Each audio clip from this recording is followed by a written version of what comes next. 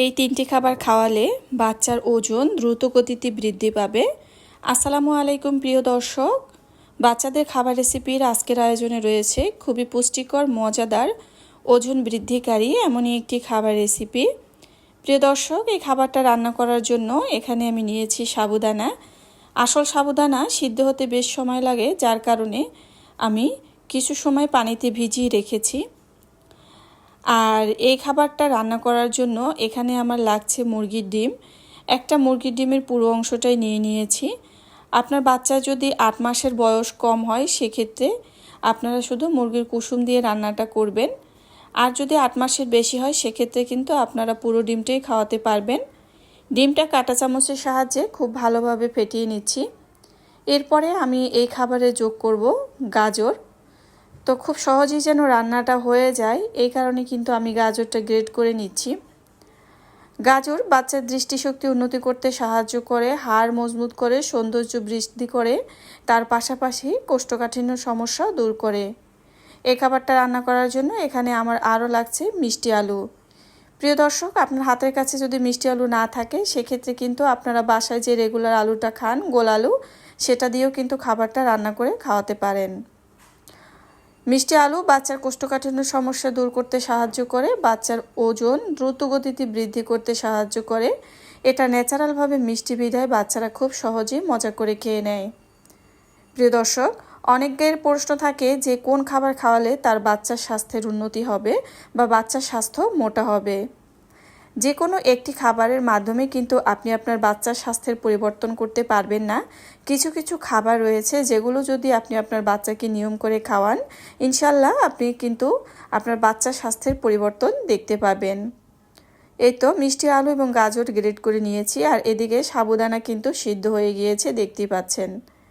আসল সাবুদানা দিয়ে বাচ্চাকে খাবার খাওয়ানোর চেষ্টা করবেন, কারণ বাচ্চার খাবার সবসময় নিরাপদ হওয়া দরকার। তাই বাজারে নকল সাবুদানা দিয়ে বাচ্চাকে যে কোনো খাবার তৈরি করে খাওয়াবেন না।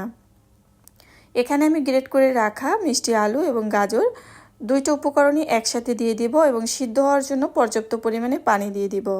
বাচ্চার বয়স যদি 1 বছর হয় সেক্ষেত্রে কিন্তু আপনারা খাবারে দুধ দিয়েও খাবারটা রান্না করে খাওয়াতে পারবেন।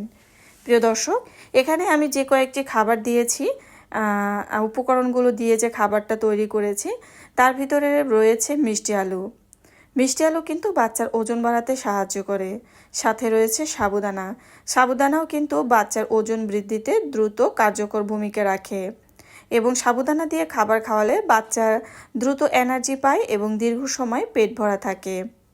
প্রিয় দর্শক, এখানে শুধু আপনারা সাবুদানা আর আমি যে মিষ্টি আলু দুটো ব্যবহার করেছি, তো এই উপকরণ তো বাচ্চাকে অবশ্যই খাওয়াবেন। এবং এখানে শুরুতেই দেখতে পেয়েছেন যে আমি বাচ্চার খাবারে কিন্তু একটা মুরগির ডিম নিয়েছি এবং সেই সাথে কিন্তু এই খাবারটা যে রান্না করছি সেখানে কিন্তু দুধও রয়েছে। তো কিছু কিছু খাবার আছে যেগুলো যদি বাচ্চাকে নিয়ম করে খাওয়ান, ইনশাল্লাহ এতে বাচ্চার স্বাস্থ্যের উন্নতি হয়। তার ভিতরে রয়েছে প্রথমত রয়েছে সাবুদানা, সাথে রয়েছে মিষ্টি আলু এবং একটা ডিম, সেই সাথে রয়েছে দুধ এবং কলা। তো আরও কিছু খাবার রয়েছে যে খাবার যদি আপনি বাচ্চাকে নিয়ম করে খাওয়ান তাহলে কিন্তু বাচ্চা অতিরিক্ত মোটা না হোক, সে কিন্তু কখনোই রোগা থাকবে না। তো চেষ্টা করবেন বাচ্চাকে নিয়ম করে খাবার খাওয়ানোর। আর বাচ্চা যদি মিষ্টি খাবার খেতে চায় সেক্ষেত্রে আপনারা এখানে সামান্য তাল মিষ্টি ব্যবহার করতে পারেন। তবে এটা যেহেতু ন্যাচারাল মিষ্টি, মিষ্টি আলু, তার পাশাপাশি রয়েছে গাজর, রয়েছে দুধ, তো বাচ্চা যদি লবণাক্ত খাবার পছন্দ করে সেক্ষেত্রে তাল মিষ্টি ব্যবহার করার কোনো দরকার নেই। তবে সাবুদানাতেও কিন্তু ন্যাচারাল একটা মিষ্টি ভাব রয়েছে। আপনারা কখনো ট্রাই করে দেখেছেন কিনা আমি জানি না, রান্না করার সময় দেখবেন সাবুদানাতেও কিন্তু শুধু সাবুদানা যখন জাল করা হয় সেটাখানেও কিন্তু দেখা যায় যে ন্যাচারাল যে একটা মিষ্টি ভাব সেটা কিন্তু থেকে যায়। আর বাচ্চা যদি লবণাক্ত খাবার খেতে চায় বা না চায় সেটা নির্ভর করবে তার মায়ের উপর, যে তার বাচ্চা কোন ধরনের খাবার পছন্দ করে। প্রিয় দর্শক, আমরা মায়েরা অনেকেই আছি, দেখা যায় বাচ্চাকে এক ধরনের খাবার তৈরি করে যখন খাওয়াই, তো যখন বাচ্চা খেতে চায় না তারপরে কিন্তু তাকে সে খাবারটা আর খাওয়াই না, বা হয়তো আমরা চিন্তা করি যে খাবারটা রান্না করেছি নষ্ট হয়ে যাবে, বাচ্চা তো খেতে চায় না। আসলে ভুলটা আমাদের ওখানেই, বাচ্চা খেতে চাক আর না চাক আপনি সামান্য পরিমাণ তৈরি করবেন এবং বাচ্চাকে খাওয়ানোর চেষ্টা করবেন। সে 1 দিন 2 দিন একটু একটু করে খেতে খেতেই কিন্তু খাওয়া শিখে যাবে। তো চেষ্টা করবেন বাচ্চা যদি খেতে নাও চায় তারপরও তাকে খাবারটা তৈরি করে একটু একটু করে খাওয়ানোর।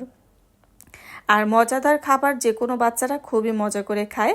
আলহামদুলিল্লাহ, আমি আমার বেবিকে যে খাবারগুলো তৈরি করে খাওয়াই সে কিন্তু খুবই মজা করে খায়। আর এর কারণে কিন্তু আমি বিভিন্ন ধরনের খাবার তৈরি করতেও বেশ আগ্রহী। প্রিয় দর্শক, অবশ্যই চেষ্টা করবেন বাচ্চাকে এই খাবারগুলো খাওয়ানোর। এতক্ষণ সাথে থাকার জন্য অসংখ্য ধন্যবাদ।